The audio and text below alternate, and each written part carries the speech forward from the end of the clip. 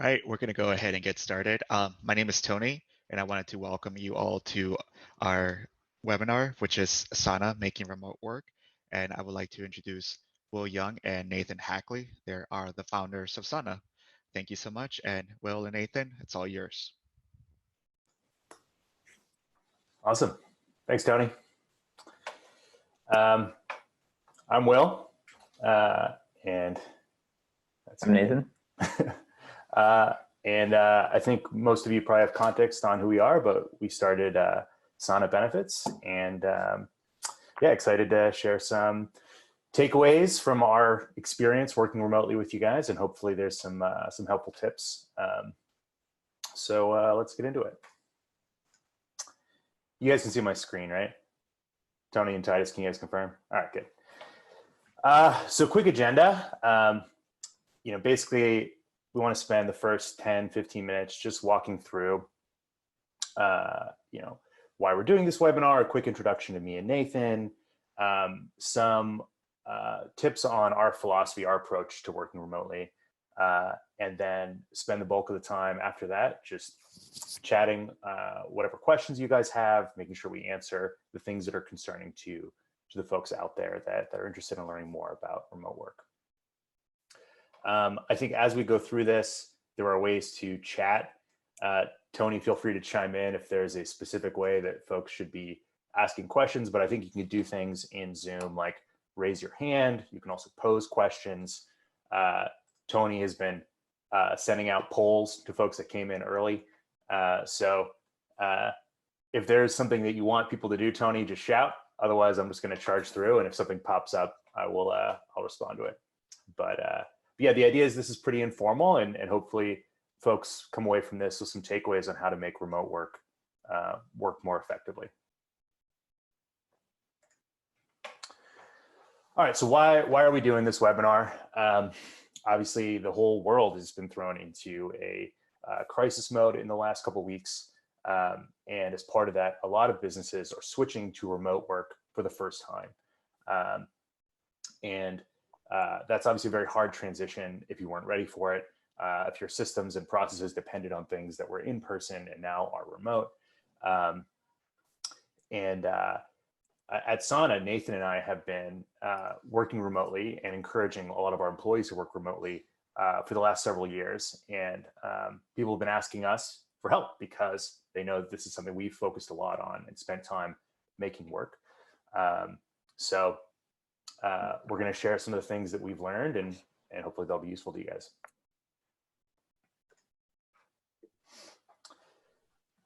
So this is us.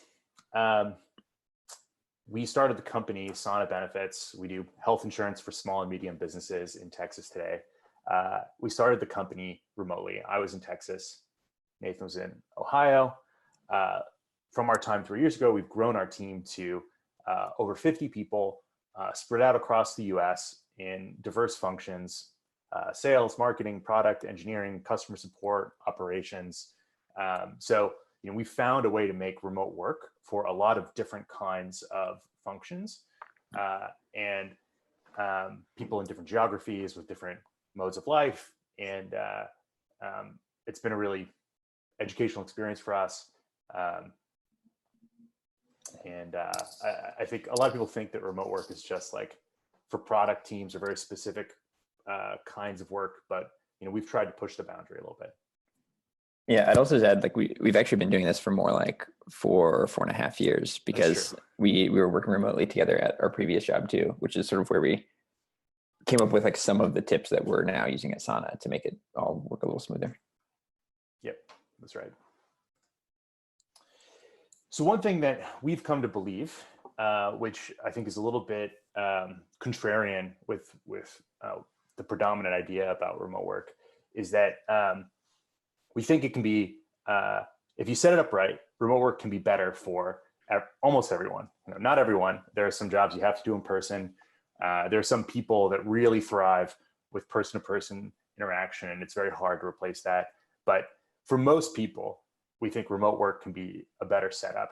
That's true for employees. It's true for managers. And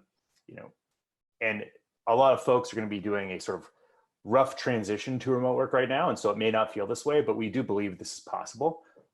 And in this transitional moment for most folks, I think there's an opportunity to explore how remote work can actually be a better setup in many ways than a traditional work setup. And I'd encourage folks to keep this in mind, that it is possible to actually make it better. There's a big opportunity here, along with the sort of friction and difficulty of transitioning to remote work. And I think the way you do that at the highest level, like if you're thinking about your strategy for how if you're a manager, what your strategy should be for having your team work remote, or if you're an individual contributor, how you thrive in this environment. It's really about promoting the things that are unique about remote work and making sure that you're leaning into those things, and that you're mitigating the things that are hard about remote work. So some things that are good about it: you get a ton of time for quiet, focused work, and you can be way more productive. I find, most startups, we're a startup, have open office, open floor plan designs, and it's actually very hard to get things done. In a remote work context, you're spending a lot of your time like this, in a quiet, focused state. You can be really productive that way. Yeah, I'll say also, especially if you're like this sort of like big split there is, you might have like the sales team on one side of the floor and then the software engineers on the other side. So you have like people literally trying to do math problems, and then another side where you want people to be really energetic and you give them like a gong to hit when they make a sale or something. And like those two modes of working really don't mesh very well in the same room. Yeah. So we found like letting people choose their own mode of work, they actually end up being more productive often. It also forces you to do more communication with written communication as opposed to meetings. So,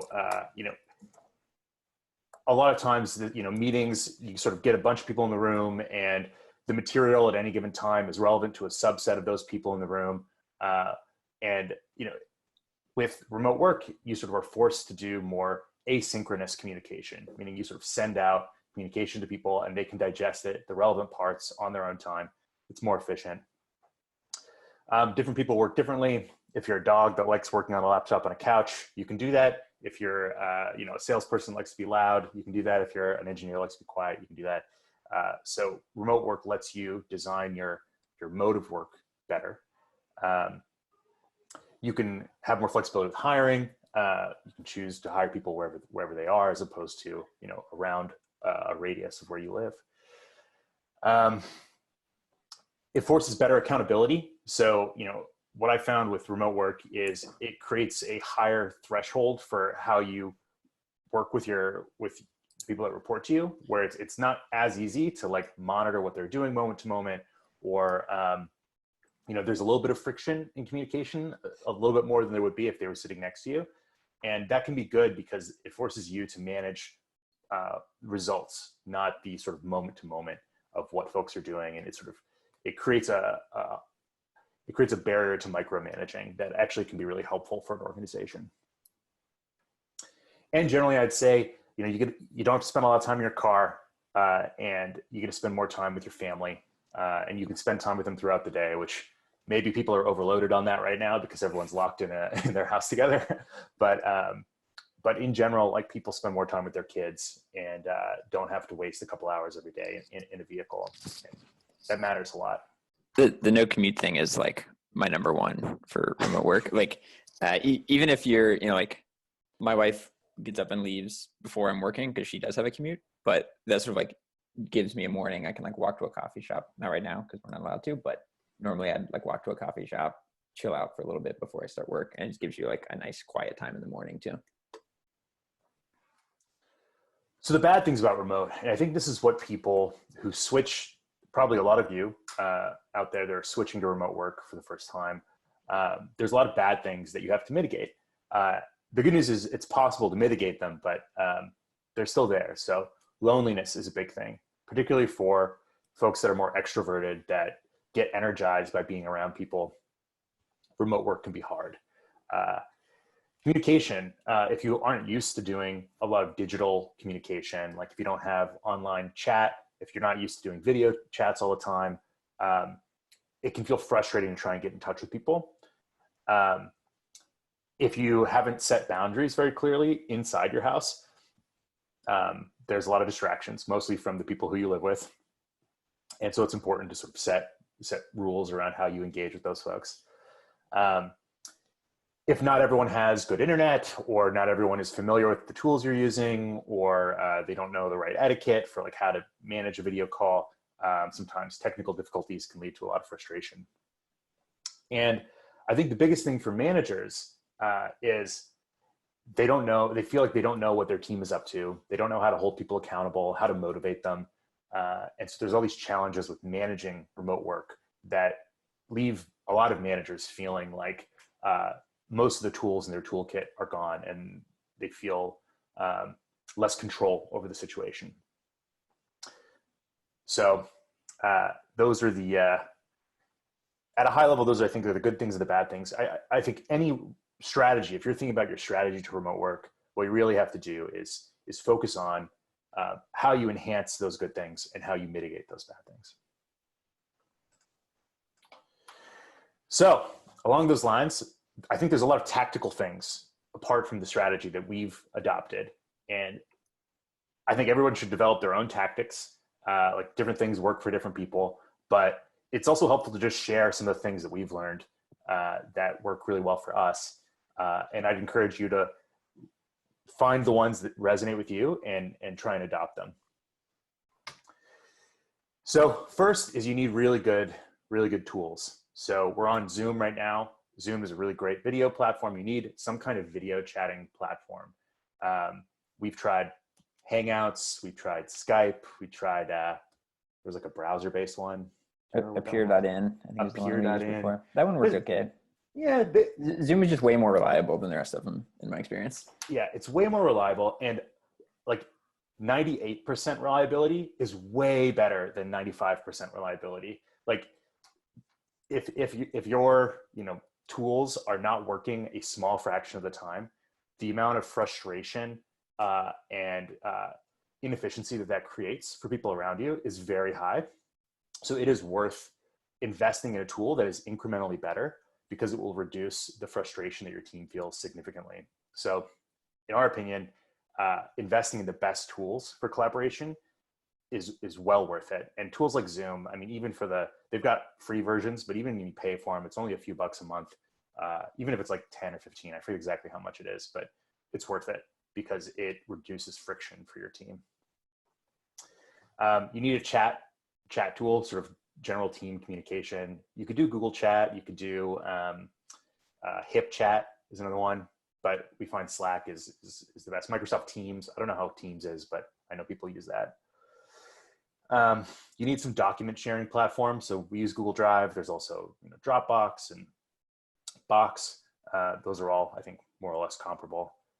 You need to have a wiki, so a way to store company-wide information about your processes and basically just institutional knowledge and like a bulletin board for the company. We use Coda. There's also Jira or what's their Confluence, I think is the one. Confluence is the name of it. A lot of companies that are working in the office will have something like this already. But I think it becomes double important when you're remote, because you can't just like tap the person next to you on the shoulder and ask how to do something. You sort of like end up interrupting them with a Slack or something, and it's just easier if you've got all that stuff documented. Yeah. Julia says Notion is amazing. Nick says Blue Jeans is better than Dolby Voice, or maybe. Anyhow, there's a lot of tools out there. The point is you need something. And I think underlying all of it is really good internet. So if you've got folks in your team or you yourself have sort of unreliable internet, it is worth upgrading. Like having really high quality, high bandwidth internet is essential to all of this, and it underlies your productivity generally. So yeah, make sure that those tools are available to you and your team.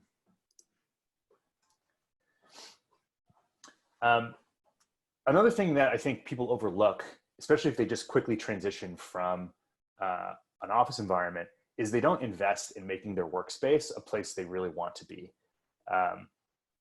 These are photos of my desk and Nathan's desk. This is while we were building this presentation. You can see it's a photo, actually, It's a photo of this slide. We're working on this slide as we were taking a photo of the desk. Get a chair you really feel comfortable in. Get a monitor you really like. Like I like having a standing desk, so I have a standing desk. It is worth investing in a space that you feel really comfortable and good in, because you're going to spend a lot of time there, and you have to want to be there. Otherwise, you're going to sort of avoid that space and avoid working, or you're going to be eager to get out of it when you're in it. And if you're a manager and you're thinking about how you can approach helping your team feel comfortable, what we do is we give all of our employees a stipend, $500 for remote workers. And we say, like, just get whatever you want, right? Like if you want fancy headset, great, go for it. If you want to get like a ridiculous nice chair, go for it. But we encourage people to do whatever it is they need to do to like feel excited about their space, because you're going to be spending a lot of time there. And from a financial standpoint, as a manager, it's cheaper than having them sitting in an office where you pay rent and all this stuff. So you're saving money in some ways, but more importantly, you're empowering this employee that you're spending a lot of money to have this person work at your company. Like, make sure they feel good about being in that space, and it's a small investment in that regard. Yeah, and it says this on the slide, but I think it's worth mentioning too. I would really discourage people from working from their bed.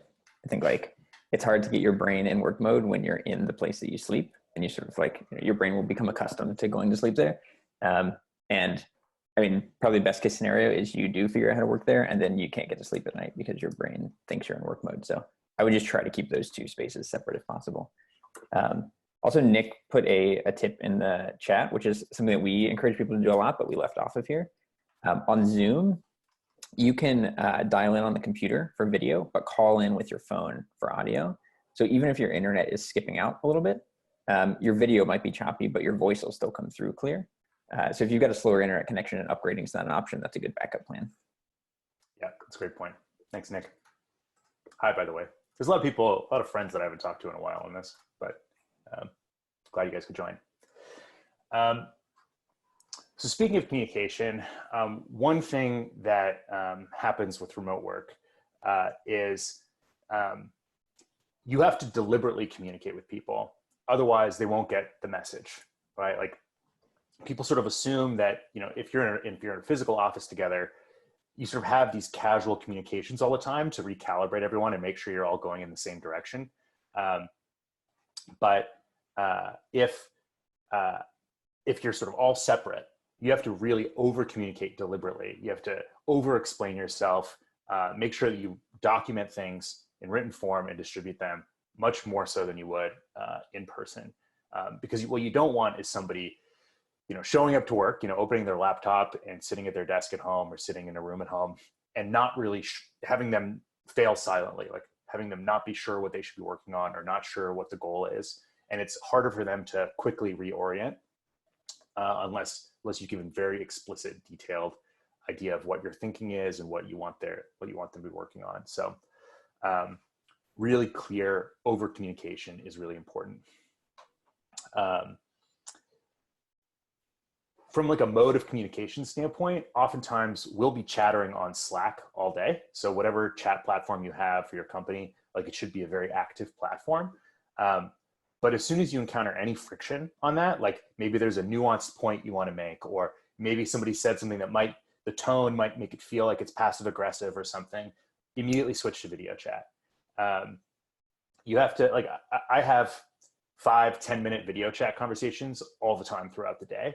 And that's just because there's more you can communicate with tone and body language visually than there is chatting. It's a higher bandwidth form of communication. And so you should default to having frequent video chats that are, that's basically the way that you talk to somebody. It's how you tap them on the shoulder in an office. And that's a bit of a muscle that people that are used to working in an office and being able to physically tap someone on the shoulder, maybe they haven't developed that muscle, but you should get in the habit of having higher frequency video chats as a replacement for that sort of interaction. And one workflow thing that can help there, if you are using Slack, there's a Zoom integration. So you can kick off a video chat meeting from within a Slack conversation. It's super easy, and everybody can just click a link and open up the video thing. It's pretty seamless. I've never really had issues with that, but it helps those like impromptu meetings get kicked off quicker. Totally. And Julia says Slack has video functions too. That's true. I have found that Slack's video product is not as good as Zoom's, but it definitely exists. I haven't used it in a while. It could be better now too. Maybe it's improved. Maybe it's improved. We're big fans of Zoom here. And this is something that this last bullet, structured regular meetings. This is something that's important for management generally, but it's especially important when you're remote. Is you need to have at least one structured check-in with all of your reports if you're a manager, at least once a week, and a group team, a full team meeting at least once a week. You should be ideally talking with them constantly, even outside of this, but you just need to make sure that nobody is silently failing, that they are sort of, off on their own and they don't know what to do. That the risk of that is high with remote work. And one way you can ensure that doesn't happen is regular structured check-ins. One other thing that is a subtle thing that people coming from a physical office environment don't necessarily, they don't do right away, is turn their video on. I've been in company cultures where video chats were mostly like, 75% of people would have their video off and they'd be muted. And so really it's sort of like a conference call plus a few people with video on. That's not what you want. When you're home alone all day, this is your opportunity to have like social interaction with people. And for one, like there's a lot of communication that happens that is body language and tone, and it's important to sort of see the person, interact with them. But also I think just from a mental health perspective, it's important to see people, and you can actually build bonds pretty well just by being on video chat with someone. I'd say it's sort of 90% as good as being in person. But if their video's off, it's much harder to do that. So try and set a culture where everybody turns their video on. It's okay if they have a bad hair day or they don't have their makeup on or the lighting is bad. It doesn't matter. Like turn the video on and set that culture. That'll serve your team well with their sort of mental health and the quality of the communication. And if you really want to be a good leader, make yourself look as bad as possible, and no one else will feel subconscious about their video. Yeah, that's right. One other thing related to this that is we also could have talked about in the like equipment piece is if you have like I have these wireless headphones and they failed me earlier today, so keep a pair of wired headphones at your desk also in case your wireless ones mess up, so you can just quickly switch to those. Otherwise you're sitting there fumbling for 5 minutes trying to get your headphones working when the rest of it's already set up and ready to go. One other thing that's really important, my wife is working from home today as well, and she's in another room and we've got a closed door between us. I think this is very important. You need to set boundaries so you can actually be in a focused workspace. And that means different things for different people, but you need to define a space where you feel comfortable and focused. And, part of that is setting boundaries between yourself and work. So when you're in a remote work context, your work tends to bleed out, into the rest of your day, right? It's hard to sort of feel like you've gone home, or it's hard to feel like you're on a break because these digital platforms make it easy to sort of reach out to you wherever you are. And it's really important to be able to shut that off for your mental well-being. So it's important to like explicitly at a point in time, like take a break. In some areas it's harder to walk outside right now. I think San Francisco explicitly says you are not allowed to walk outside, and maybe New York is the same way, I don't know. But here in Texas, it's pretty easy to like just go take a stroll around the block and don't come in with 10 feet of other people. But it's important to like get outside, get a breath of fresh air, and turn off. Likewise, at the end of the day, being able to like really shut off. And as a manager, I try not to send emails or Slacks after hours. Really be conscientious of that. Different teams have different cultures, of course, but that's something I do to really make sure that people feel like there's boundaries and they can turn off at the end of the day. One thing that helps with breaks too is if you just block out a time for lunch on your calendar every day. So at a minimum, you get a little alert that tells you it's lunchtime. It's easy to ignore those alerts sometimes, but at least you're getting a little reminder to like step away for a few minutes and get a bite to eat before you come back. And I think this might be the last one. Trust your people. I think a lot of managers switch to a remote context have this struggle where they feel like they've lost control of their ability to manage people. And what you can do though is over communicate what you expect people to do. And by that, I mean what output you expect them to create. Whether, if they're in a customer support role, like how they manage their tickets and their customer interactions. If they're in a sales role, it's like what sort of pipeline that you expect them to generate. If they're in product, it's like what project they're working on and what sort of timelines for success look like. And but hold people accountable for those outputs. And it's okay to let go the more day-to-day, what they're working on at any given time. You're not gonna be able to control whether they're on Facebook or whatever. Like that era is sort of past. I think what's important is like caring about what matters and then trusting people. And that can be a hard leap for some folks, but you've hired good people and they want to do good work. So just let them do that work and hold them accountable for the things that matter. Last one. Make it work for your team. So one of the ways that I think we've built a successful remote culture is we don't pretend we have all the answers. We come in and we say, look, try things, try experiments, set it up like a challenge for the team, where, you point out the things that are working well and not working well, and then have people work with you on developing best practices. One thing that we've done is we've tried doing like little virtual happy hours, like we're doing one today after our all hands meeting. And we've done like a baby shower remotely. And we've done, for our holiday party, we just have people go out with their families, take photos and post them in Slack. You could have people, find a way to have a collaborative event that's actually isolated. I think really just try and be creative. And there's a lot of ideas floating around about how you can do that in a virtual context, and encourage that. Okay, so that's our presentation. Officially, we're sort of coming to the end, but Nathan and I are going to stick around and just answer questions for a while. So yeah, feel free to chat in and we can start answering questions. Hey, Will, on the Q&A section, you have two questions. One is from Wyatt Smith. Wyatt Smith says, what are your tips for good Slack hygiene? I haven't figured out how to make searchable, can't lose things on threads, find myself reverting to emails or texts or ideas. Let me know if you could see it. Yeah. So, I dismissed it by accident. I don't know. What are your thoughts, Nathan? Yeah, I've started using threads more often. I feel like for me, that's easier to keep track of stuff. And there's also that if you go to the sidebar all the way on the top, there's like an all unreads section, and you can just see everything that you haven't seen.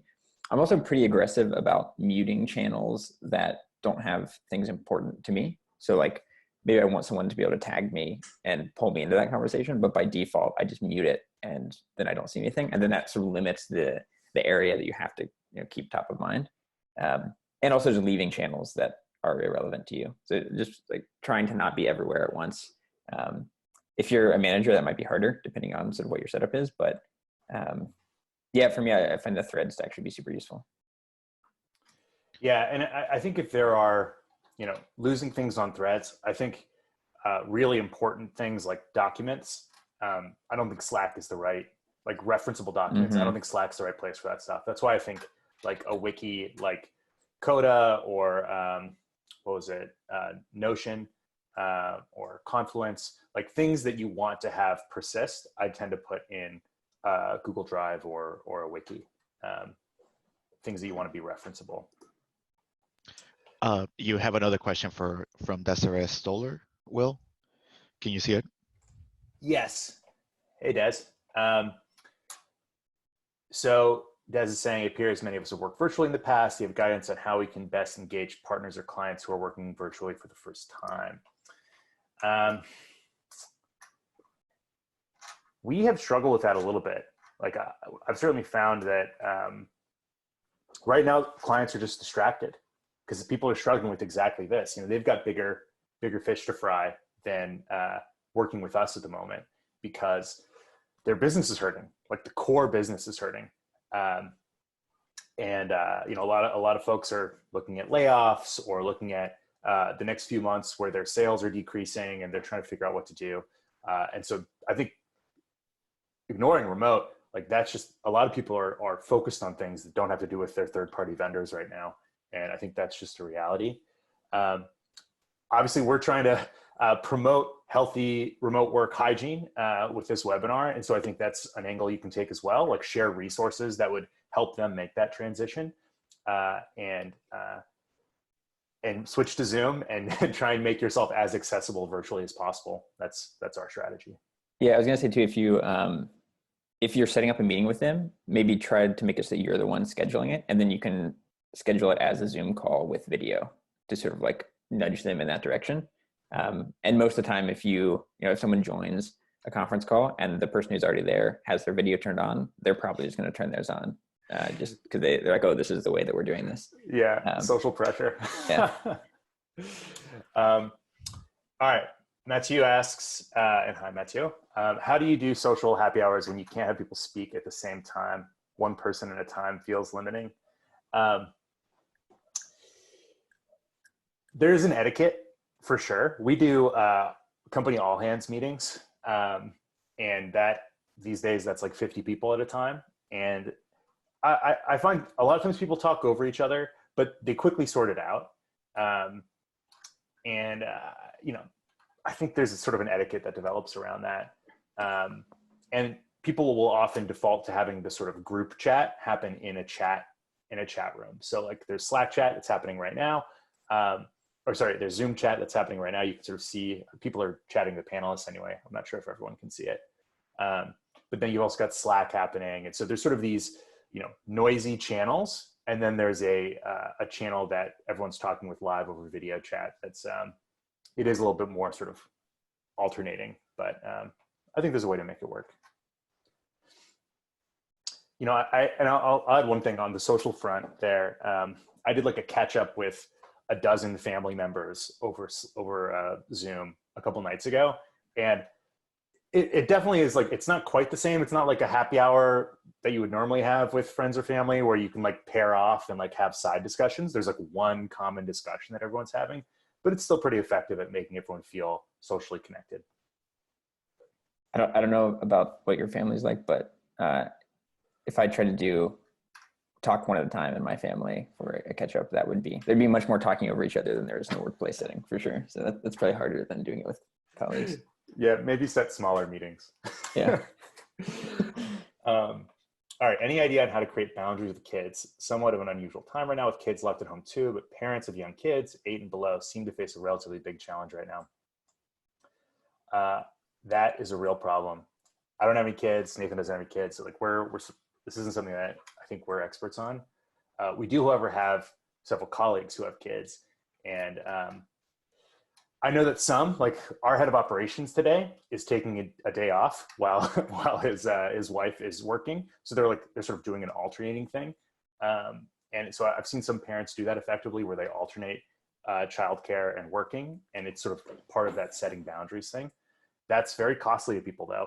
I don't know if there's a good answer there. I think remote work generally, you solve this with some sort of more permanent childcare solution, but I think compartmentalizing and sharing duties right now is probably the best bet. Hey, Will, let me go ahead and add something to that.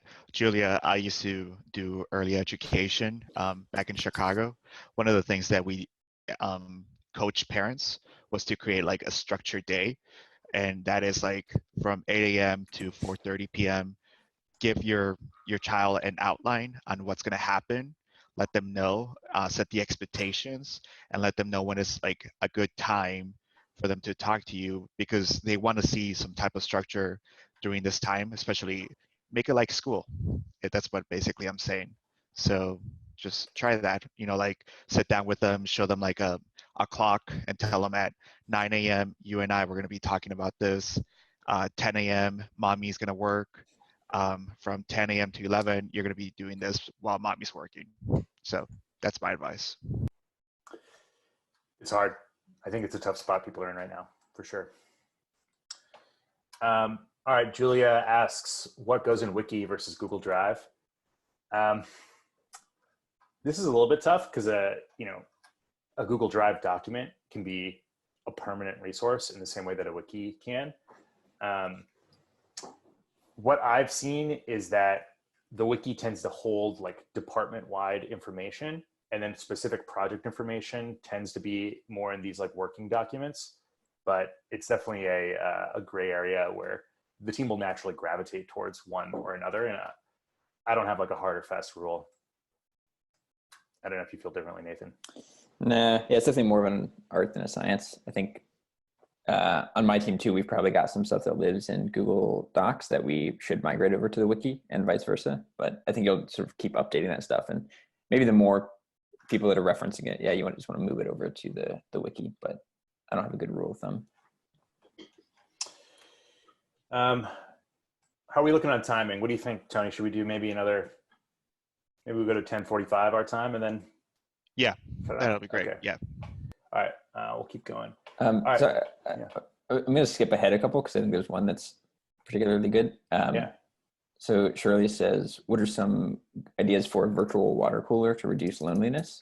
One thing that we've done is we'll do we call it Sauna Chat Roulette, where I think we're doing this like every other week or once a month now. I can't remember the cadence, but everyone will get assigned a random partner, and you'll just do like a 20-minute Zoom chat. We do it after our all hands meeting, and so you just pair up, and then you'll also be emailed like some like icebreaker prompts just to like get the conversation going. And usually those last like 30 seconds, and you end up on something else.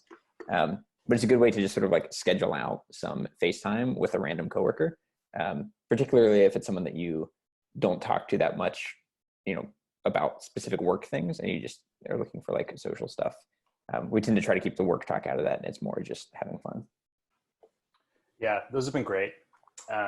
Like building sort of company culture and individual rapport and trust is a very challenging thing if everyone's remote. And I found chat roulette's really helpful.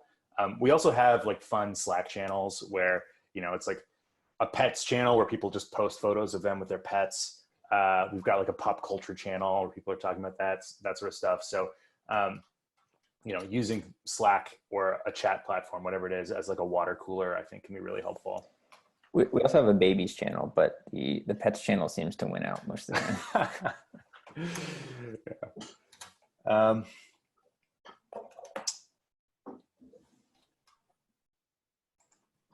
Okay. Laura. Hey, Laura. Laura Lorick. Hi, Will and Nathan. I'm getting used to Zoom. I covered Fort Lauderdale-based Citrix for many years and used their GoToMeeting. I've used GoToMeeting a lot. It's a good tool. So why do you all like Zoom best? And doesn't Zoom have virtual background or something like that? What do you think about using virtual environments to host meetings? Also, aren't there filters too? I can see how filters have become a really big business to the age of video conferencing. What are your thoughts? So I think GoToMeeting is very similar to Zoom. Zoom, though, there's a lot of very small interactions with the product that actually make Zoom just easier. And I think they've just shown more forethought about like how to design interactions so there's low friction across devices. I've had more friction with GoToMeeting, more frequency of friction with GoToMeeting. It's a small thing. I think they both largely do the job. So, I wouldn't knock it if you decide to stick with GoToMeeting. One specific problem I've had with GoToMeeting is that it seems like every time I go to join one of those meetings, it makes me download a new version of the software. And so I have like 3 different versions of GoToMeeting on my laptop just from talking to people outside of the company. And I think Zoom just does a better job of making it like an update to the existing app rather than making you download another one when a new version comes out. And it just tends to cause confusion when I'm trying to get on a call. Yeah, it's very small things that actually add up to being a much smoother experience. Alan asks, is there any experience making a call center virtual from people's homes? Yes. So both our sales team and our customer success team are virtual. There are different platforms that they use to do phone calls over the internet. So we use Zendesk for our customer support center, and they have an integrated voice over IP call center. It works great. You need to make sure people have good internet, and you need to make sure they have good audio video equipment, or just audio in this case. So like good headsets, and it's a bit of an investment. And if you're currently switching from, a physical phone system to a virtual phone system right now, there's definitely going to be a rough transition period where you learn these different systems. But there's a variety out there. There's TalkDesk that's really good. I mean, there's a number, like Salesforce for our sales team. We're switching everyone over to Salesforce. They've got a lightning dialer, I think it's called. Yeah, they work great. Voice over IP is a really well established cloud service now, and the quality's good. It actually gives you a lot of access to features like call recording and listening in on other people, that like for training purposes, it's really helpful. So we've been virtual from the start, and it's been great. Transition will be hard for sure, but worth it potentially.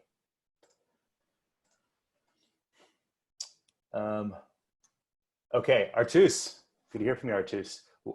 What equilibrium did you find between people's full autonomy and common objectives? How do you manage people differently with the rhythm of work in full remote? Somebody may be very fast at completing a service upgrade, another one's slower, and thus one is slowing the other down. I think it requires judgment as a manager for how you design the work that people are working on. Like, to the extent possible, it's good to have things be compartmentalized. So like, one person isn't slowing down someone else. Like, I think you can't always do that, but designing things that way as much as possible.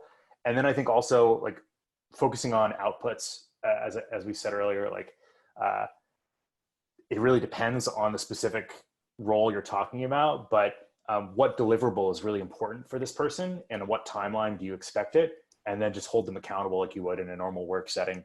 I don't think there's too much different in that way. Like autonomy and common objectives, like I think it's very similar to a physical environment. You just have to be thoughtful about how you design, how you break up what you're trying to achieve into the constituent parts, and let people work on them. How do you approach it, Nathan? Because Nathan's dividing up big engineering projects all the time. So yeah. I think it's probably a little easier for me actually, because software engineers, it tends to be that you've got sort of like, a spec that you're building to, and it's an engineer sitting down building that stuff. Sometimes you'll have two people working on the same project, but it's usually pretty easy to just split it into separate parts where they're not too reliant on each other. There'll be times where you sort of need them to meet up in the middle, but yeah, I think we're just actually less affected by that in my department. And we even like for us, we can even be as sort of loose about this as like, letting people pick their working hours and stuff. Like we've got one engineer who will start his day halfway through the day and end it in the middle of the night, because that's just when he wants to work. And because they're so siloed off, it sort of doesn't really make a difference to everyone else. All right, we're 15 minutes over our allotted time. I think probably we should call it, but thank you all for joining. Hopefully there were some tidbits in here that were useful and make this transition to remote work better for you guys. I don't know if I think we're recording this, so we'll send it out later, so you can watch it again if you feel like it. But thank you, Tony, for organizing. Anything else you'd add? Yeah, do you want to do the Sana virtual background? Yeah, we discovered that you can add your own virtual backgrounds in Zoom, which is kind of fun. So here, thank you for joining, making remote work. Thank you, Tony. Thank you, everyone. Have a good day. All right. Thanks, guys.